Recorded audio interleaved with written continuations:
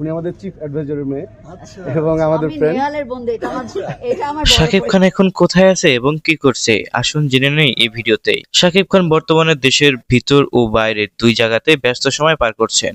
তিনি এখনো ঢাকা কেন্দ্রিক থাকলেও কাজের প্রয়োজনে মাঝে মধ্যে দেশের বাইরেও যাতায়াত করছেন, বিশেষ করে সিনেমার শুটিং, ব্যবসায়িক কাজ ও ব্যক্তিগত পরিকল্পনা নিয়ে। বর্তমানে শাকিব খান মূলত সিনেমার কাজে বেশি মনোযোগী। তিনি নিয়মিত নতুন সিনেমার স্ক্রিপ্ট পড়ছেন, শুটিং করেছেন এবং প্রযোজনার কাজেও সক্রিয় আছেন।